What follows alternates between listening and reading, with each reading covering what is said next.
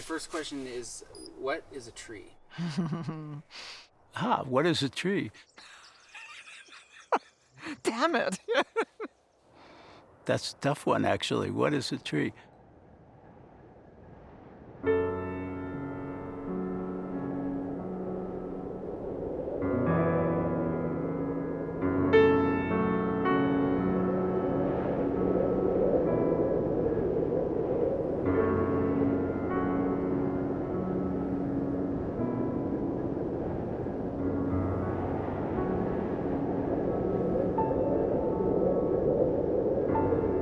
Human beings have been living at the edge of forests for a very, very long time.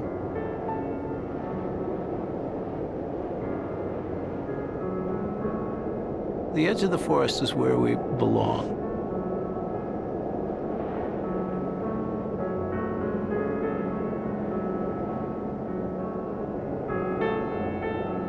Trees are both familiar and alien.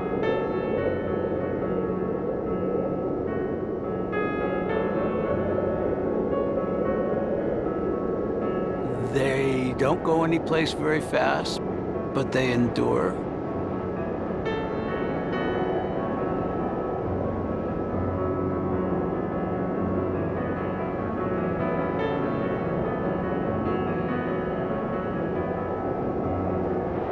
Compared to humans, they're old creatures that we scarcely understand.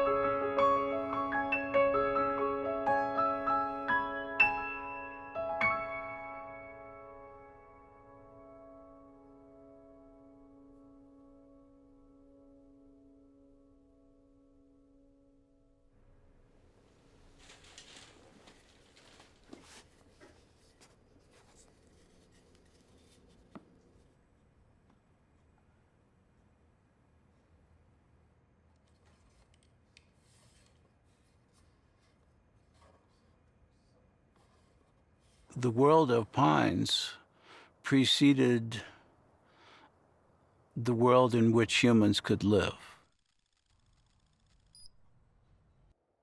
It takes a stretch of imagination to ask, well, what does that world look like?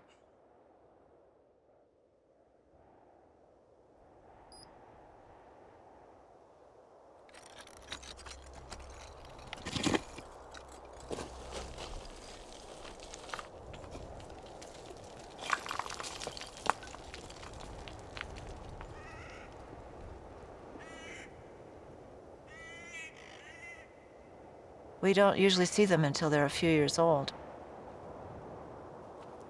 You can imagine how vulnerable it is in those arid soils, getting enough water through those long, hot summers. But if Mom was living there for 4,000 years, then that was a pretty good place. The estimates are less than 1% of survival. But if they survive those first few years, they're pretty good to go. And really, there isn't much that kills a bristlecone.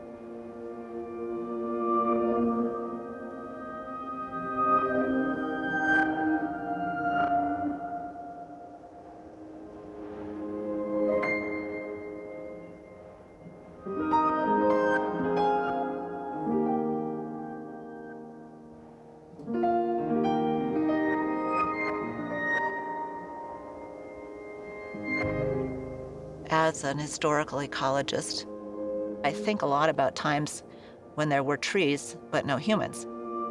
And so sometimes I'll go to places where it was before humans in my mind, because I know those places well from studying them, where pines evolved. And the bristlecones and the limber pine forests are those places.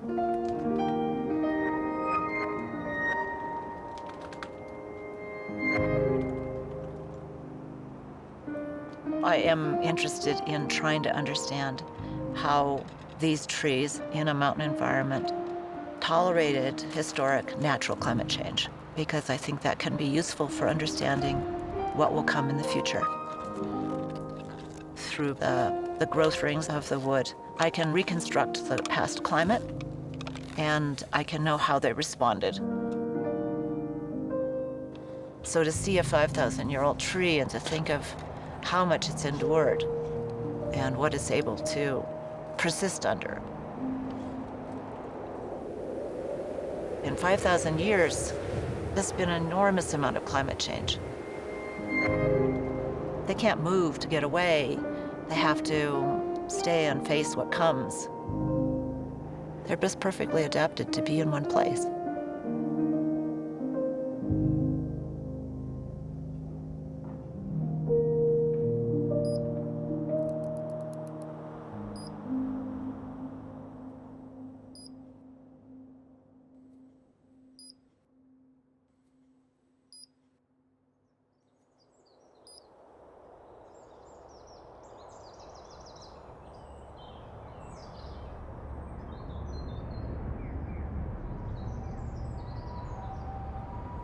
本当に小さな小さな一つの点が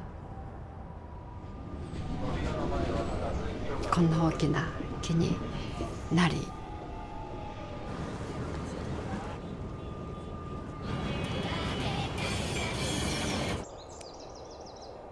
日本人はそこに神様が宿ると思ってます。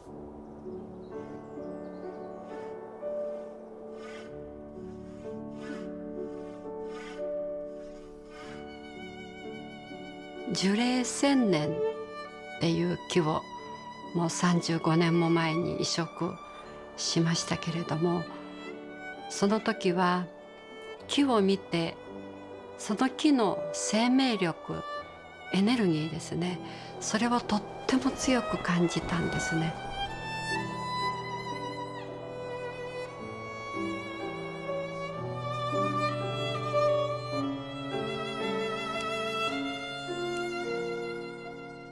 で樹木に対しては私が必ず助けるからどうしてほしいか、木がどうしてほしいか私に教えてねってお願いをしてからやるんです。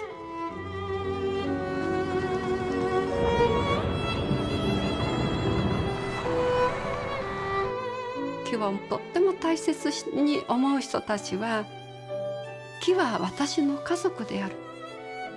だからこの木が枯れてしまうと私も死んでしまうっていう人も思ってる人もいるんです。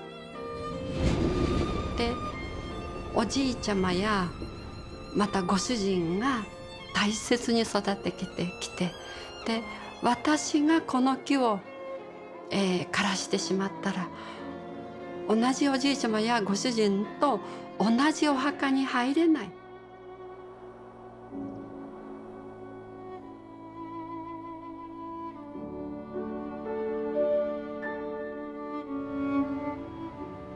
まもなく2番線渋谷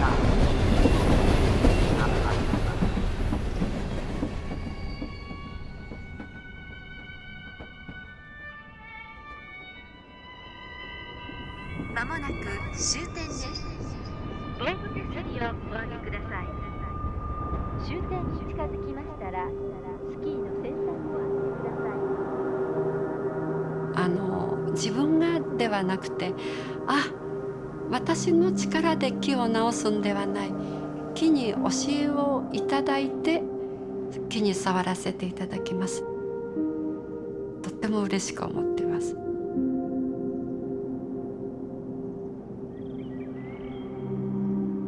トの考え方っていうのは感謝することがとても大事だと言われてます。我々の命は生かされているっていうのを神社の世界では言うんですけれど、僕らの命っていうのは一人で生きてるわけではなくて、いろんなものに支えられて、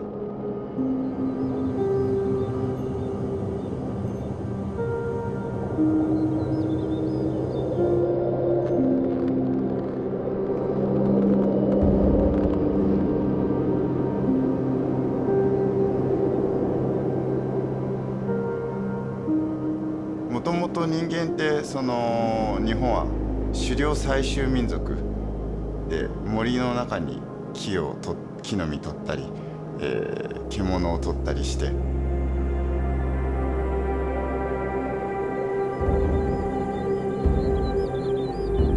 生きるための生活の糧を得てましたね。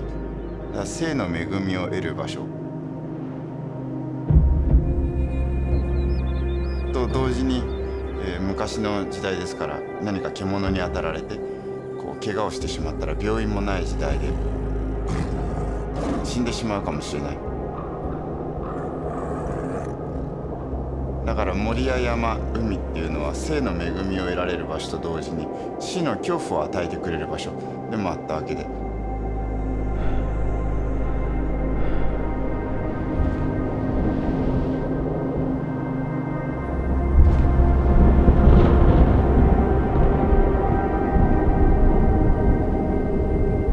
今の八百万に見える最初の基盤だと思います。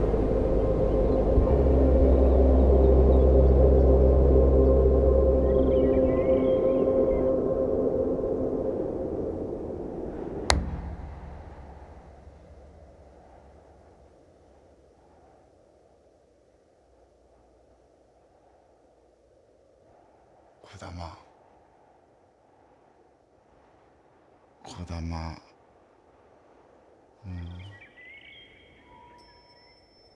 まあ木の中に住む精霊みたいな感じですよね。それぞれ一本一本の中に姿が見えるものでも正直言ってないと思ってます。そこにある存在に対して感じて感謝をするっていう、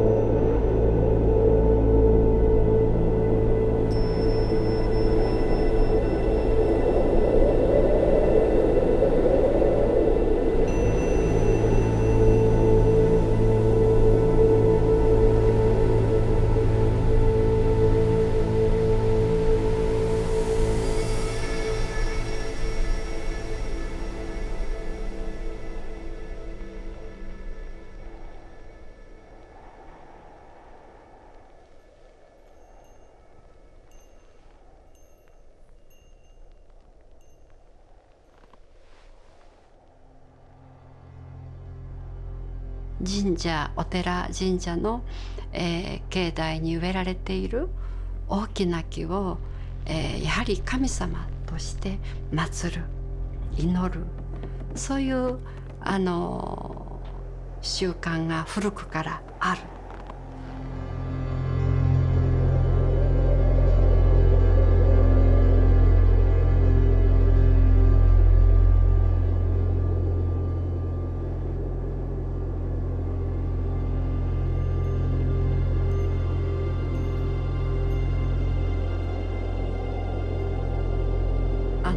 地球にも命があるって私は思っていまして、その森の中に入ると、地球の時時時っていう鼓動も伝わってくるような気持ちになって、地球と私が一体化する。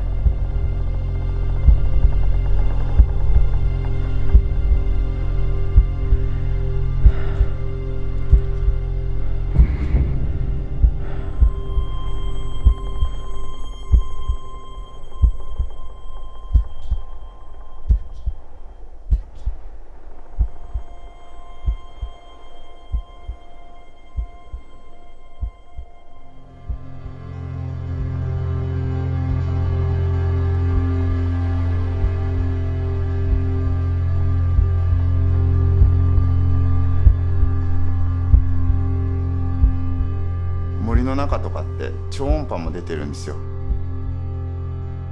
で目に見えないいろんな成分も浮かんでいて、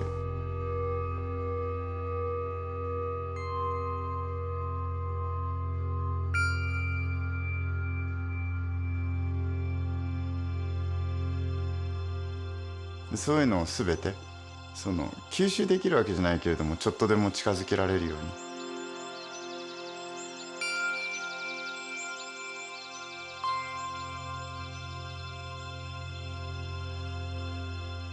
そう心の中でのさっきのイメージですよね。毛穴が全部クリアになって、森の大気だったりそういった音も全部含めて体の中に通過して循環するような、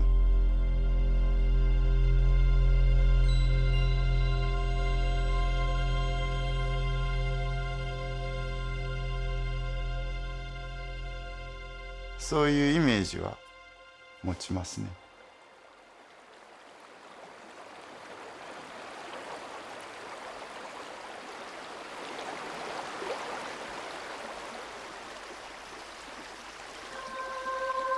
スノーボードじゃなくてスノーサーフィンなんだなって思うようになったんですけど、山の地形に合わせて海の波を乗るように地形と会話をしながら乗れるところが面白いなって思ってます。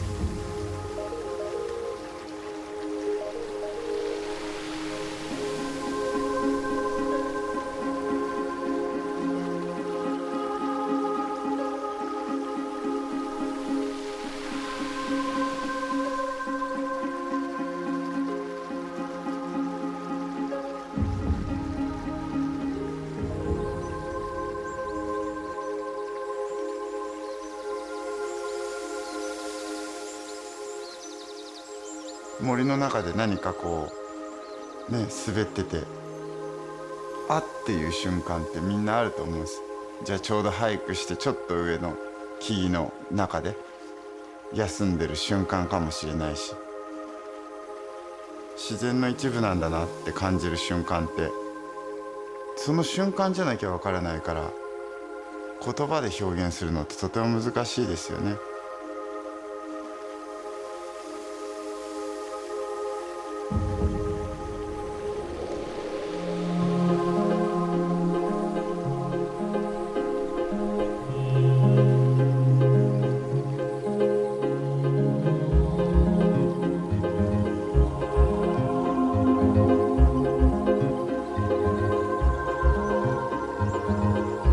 それぞれの人たちにみんなの瞬間があって、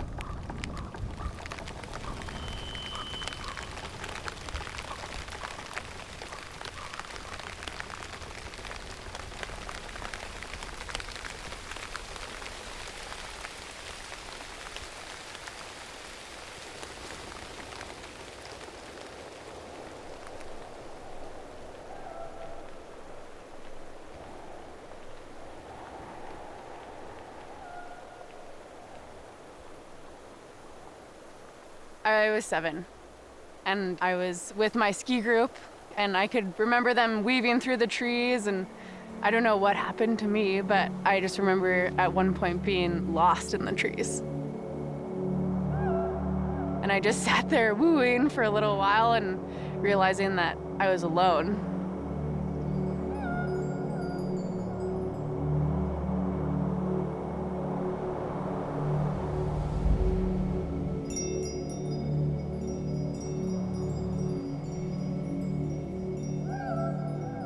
Growing up tree skiing, you had to have a call.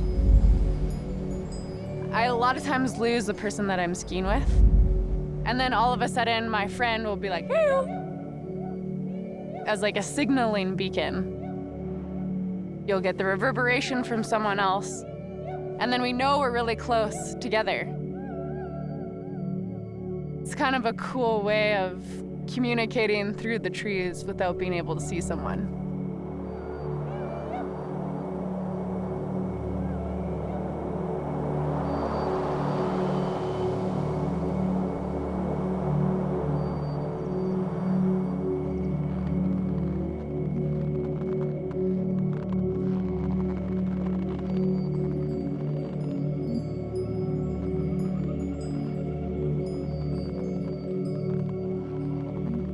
The forest is a holistic place. It's a place that's connected. You know, since I was a little kid, I played in forests like this. They're like treasure chests full of biodiversity, of genes, of species that are really, really old. You know, that this is a special little heartbeat in the landscape where these things reside.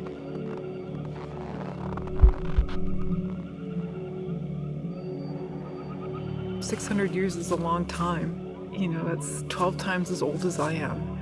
And so you get that sense of history, of many spirits have been here before. Not just human spirits, but many creatures have lived here and they still live here. And I get that sense that I'm not here alone, ever. I feel like I've entered into this cathedral and the pews are full. I walk in and I feel at home, because I feel like I'm in this community of all these creatures.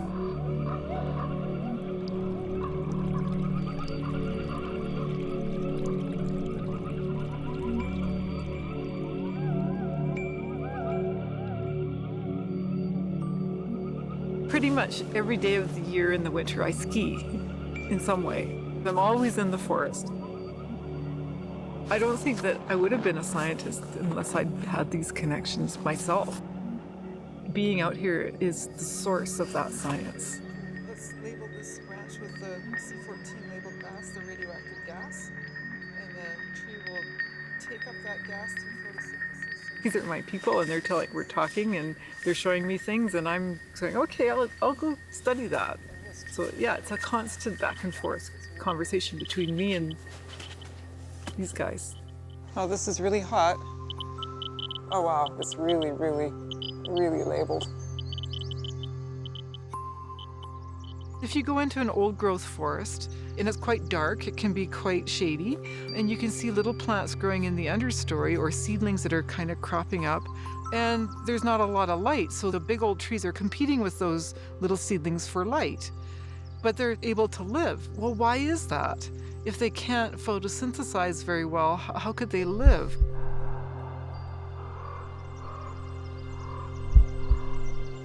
As soon as you walk in a forest, most of us look around and we go, oh, when we see that big old tree. And so this one caught my eye. Mother trees are the biggest ones and the oldest ones in the forest. We've been able to trace that this tree would be connected to, all these trees around it, as far as you can see. These big old trees are like the center, the hubs, and that they're nurturing the young seedlings around them.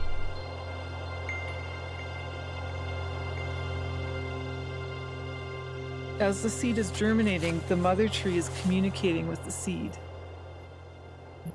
Sometimes in a really dense shaded forests, those seedlings can sit there for 100 years and just be feeding off the mother tree, waiting for a little gap to open up for a tree to fall over or a branch to fall. Just waiting patiently, just waiting. My time will come.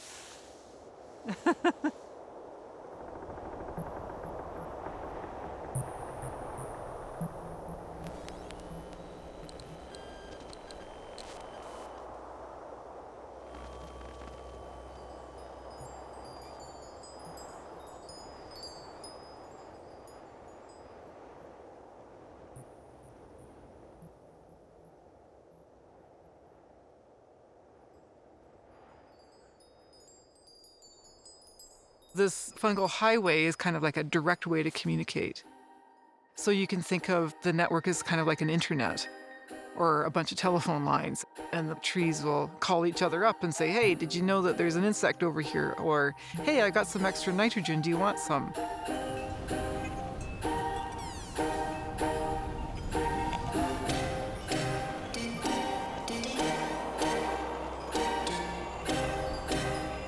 They communicate all kinds of things. They communicate about poisons, they communicate about insects and diseases, they communicate about resource availability, they can communicate about their stresses, their happiness, or whether they're replete or not.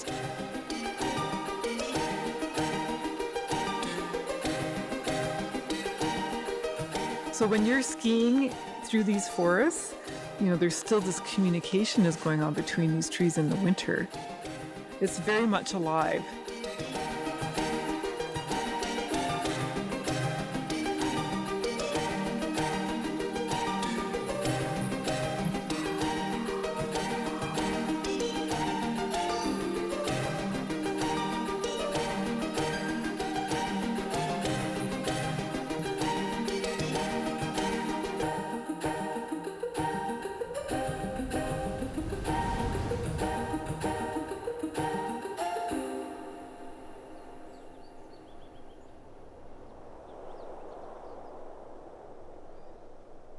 When we look at the pattern of the mycorrhizal network, when we actually dissect it and look at all the mathematical relationships, it's the same pattern as a neural network. And it's evolved for efficiency of communication. And that leads you to think, well, it's kind of like a brain. It's a highly conserved structure that's evolved because it works.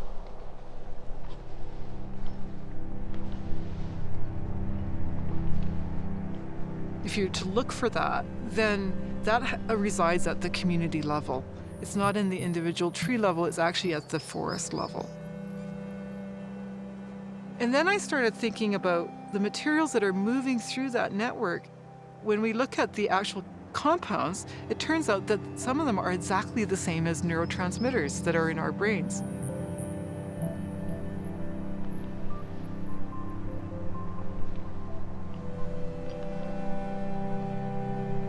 Intelligence is a word that we ascribe to humans and animals, and we tend to associate it with nervous systems and brains. Plants don't have nervous systems, and they don't have brains like we do with neurons and axons. So in the traditional sense of if we restrict our thoughts of intelligence to the physical brain and the physical nervous system, well then, yeah, no, plants don't have that, trees don't have that, but they do have intelligence in a broader sense in that they are perceptive and they receive information. They make decisions. They have memories. They can learn. These are all attributes that we ascribe to intelligence. They have all those capabilities, all those skills. And they've actually been evolving those skills for millions of years, hundreds of millions of years, far longer than the humans or the animals, which came on much later in evolutionary history. So their ability to carry out these life skills are highly evolved and I would say highly intelligent. The origin of that intelligence, I think, is much more complex and not that different than we find in human beings.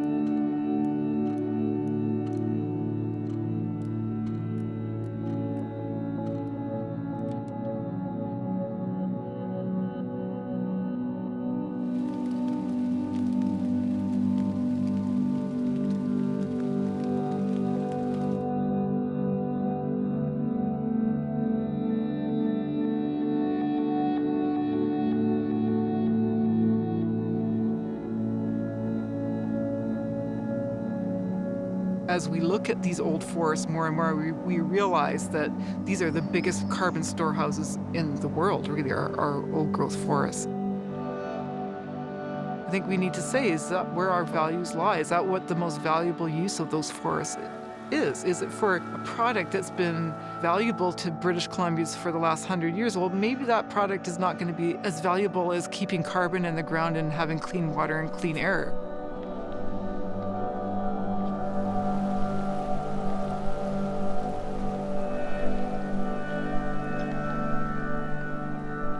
I think the most important thing is to be educated and aware, and then to become involved in what's happening in your local forest. Being educated and aware about forests means going into those forests, spending time in them, learning about them, being part of the forest, not being separate from it. Then you actually start caring about the forest because you know it. It becomes part of who you are. It's important to us to know that it's there, that there's something wild there, that, the wild creatures can live there and that they carry on the life that we depend on and we strive for ourselves.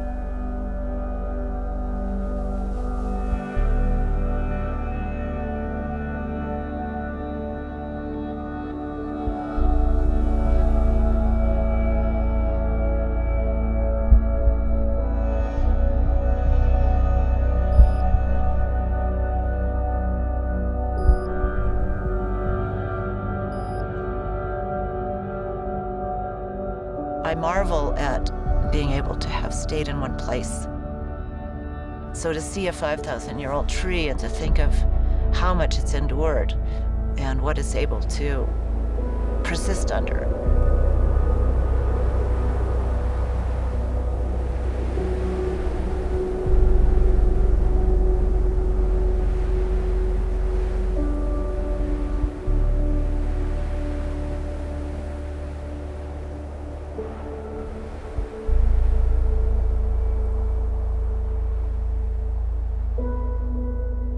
Really, there isn't much that kills a bristlecone.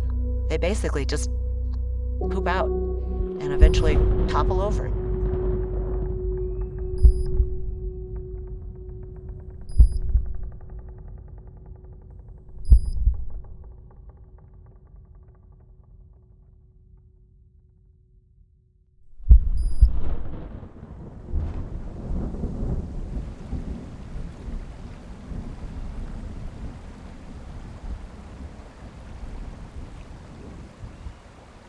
永遠の命はありません。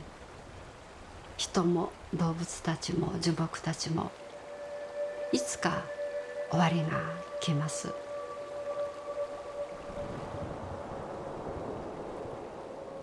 でそれは自然の循環として受け止めています。土に帰るってことですね。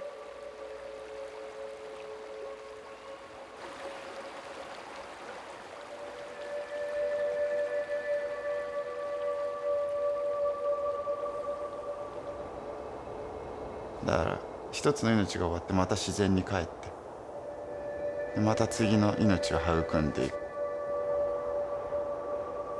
ていうそのサイクルの中にあるのかな。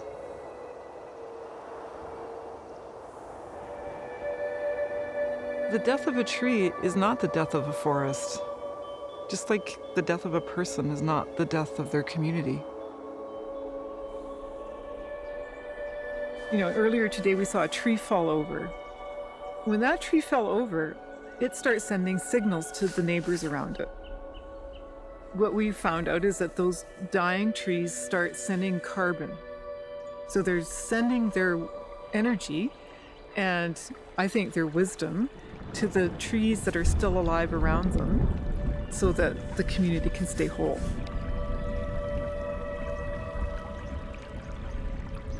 The death is really life in the forest, right? It's really just a transformation of the energy from, one creature to another.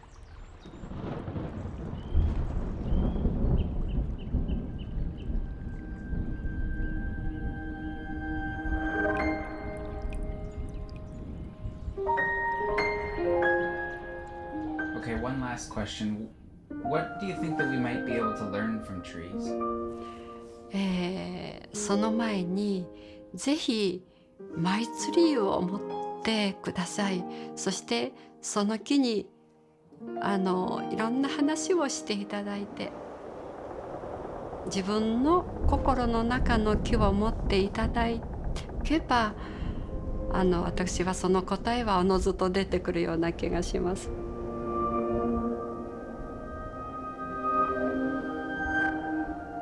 木はあなたを嫌いとは言わないから。